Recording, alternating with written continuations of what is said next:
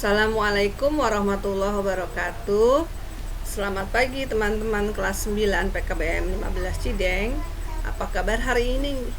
Mudah-mudahan semua dalam keadaan sehat walafiat. Baik, pada hari ini, hari Selasa, tanggal 23 Februari 2021, Ibu ingin menyampaikan materi perihal takabur. Apa itu takabur? Ada yang tahu? Iya, takabur atau kata lainnya sombong adalah tindakan menolak kebenaran dan merendahkan manusia.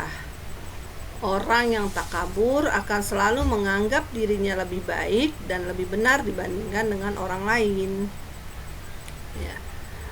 Orang yang takabur juga akan selalu menganggap rendah atau remeh terhadap orang lain. Nah, jadi di sini merasa dirinya paling benar, paling tinggi, jadi menganggap orang lain itu salah, menganggap orang lain itu rendah. Nah, itu sifat yang tidak boleh dimiliki oleh seorang manusia. Karena kenapa? Karena sifat takabur itu memiliki akibat negatif. Di antaranya adalah pertama, tidak mau menerima kebenaran. Ya, yang kedua, meremehkan orang lain. Yang ketiga, tidak bersyukur kepada Allah Subhanahu wa taala. Yang keempat, tidak disukai oleh orang lain. Dan yang kelima, dekat dengan setan dan diancam akan ditempatkan di neraka.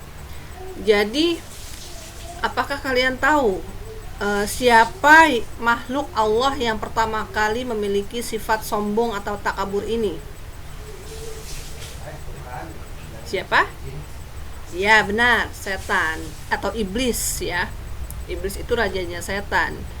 Jadi dulu sebelum manusia diciptakan, iblis dan malaikat itu lebih dulu diciptakan oleh Allah.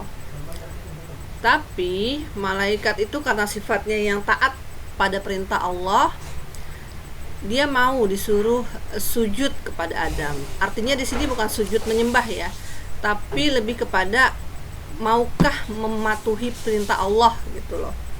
Nah, bertolak belakang dengan sifatnya iblis. Iblis diminta untuk bersujud di hadapan Adam, dia menolak. Dengan alasan apa? Karena aku lebih tinggi derajatnya daripada Adam. Aku diciptakan dari api, sedangkan Adam diciptakan dari tanah. Mana yang lebih menang? Gitu. Mana yang lebih kuat? Gitu. Api atau tanah? Gitu ya.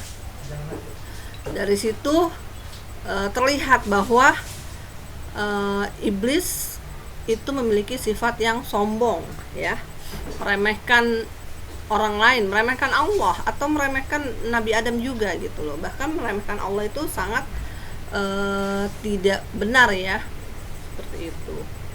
Nah, jadi kalau orang yang memiliki sifat sombong, takabur, itu lebih menyerupai sifatnya iblis. Padahal yang berhak sombong itu justru harusnya Allah, karena Allah lah yang telah menciptakan semua makhluknya. Nah, bagaimana cara agar kita bisa terhindar dari sifat takabur? Satu, lebih mendekatkan diri kepada Allah dengan cara memperbanyak zikir dan doa. Ya. Nah, dua, memperbanyak keikutsertaan pengajian dan ceramah-ceramah agama. Jadi nanti mendengar tausiah dari pemuka agama, dari ustadz-ustazah ya, lebih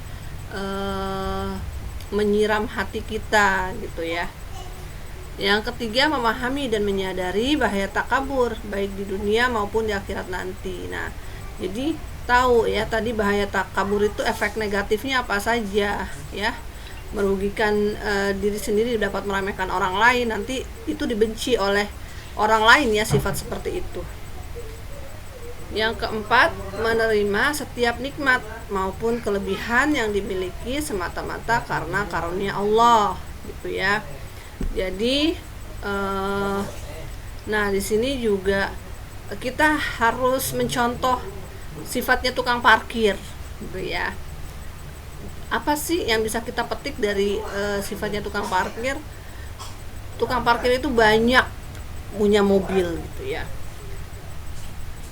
Tapi ketika mobil itu diambil sama pemiliknya, dia tidak merasa bersedih, tidak merasa rendah gitu, karena memang dia tahu kalau mobil itu hanya titipan gitu ya. Sama kayak kita harusnya manusia seperti itu, bahwa semua itu Allah berikan hanya berupa titipan ya. Jadi sewaktu-waktu kalau Allah cabut, Allah ambil, tidak usah bersedih. Yang kelima, menyadari bahwa asal kejadian manusia adalah sama, yakni dari sel sperma dan ovum gitu. Jadi kita semua sama ya, dilahirkan dari benih-benih orang tua kita, dari sel sperma sama ovum jadilah manusia. Bayangkan, dari ratusan juta sperma yang berhasil membuahi ovum itu hanya satu, sisanya menjadi sampah yang harus dibuang ke tempat sampah, seperti itu. Jadi kalau menyadari hal ini, harusnya manusia itu sadar bahwa kita itu semuanya sama derajatnya di mata Allah.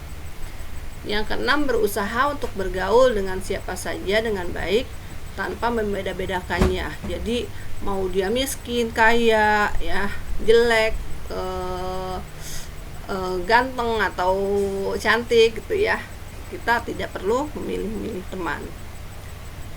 Kemudian yang ketujuh, segera mengikis benih-benih kesombongan di dalam hati yang setiap saat dihembuskan oleh setan, dengan cara membaca istighfar manakala kita menyadari telah berbuat sombong. Ada banyak istighfar ya, ada astagfirullah al-azim, terus ada juga sayyidul istighfar, Allahumma anta la ilaha illa anta,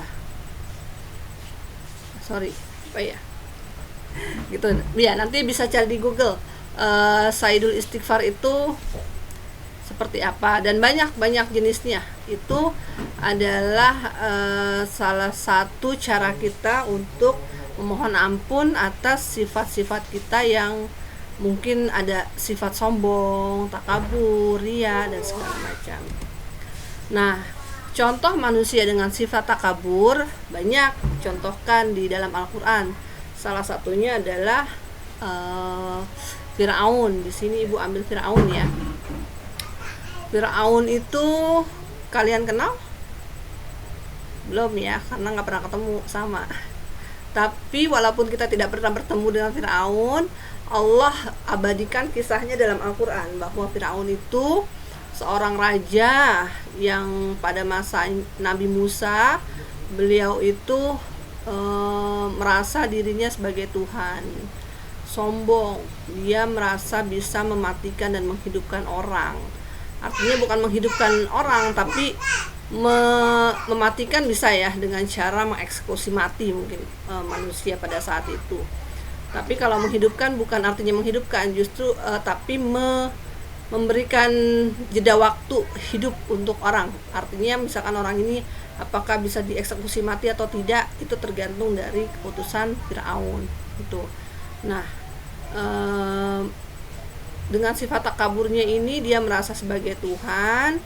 Kemudian Allah hinakan dia, ditenggelamkanlah Fir'aun ini beserta pasukannya di laut mati ya gitu. Jadi ketika mengejar Nabi Musa, dan sampai sekarang jenazahnya masih diawetkan, masih diawetkan, masih bisa kita lihat sebagai pelajaran untuk manusia yang ada sampai saat ini. Baik, itu saja yang bisa Ibu sampaikan untuk materi hari ini. Nanti untuk tugasnya bisa kalian kerjakan di setara daring. Tetap jaga kesehatan, jangan lupa 3M, menjaga jarak, memakai masker, dan mencuci tangan. Itu saja yang bisa Ibu sampaikan. Assalamualaikum warahmatullahi wabarakatuh.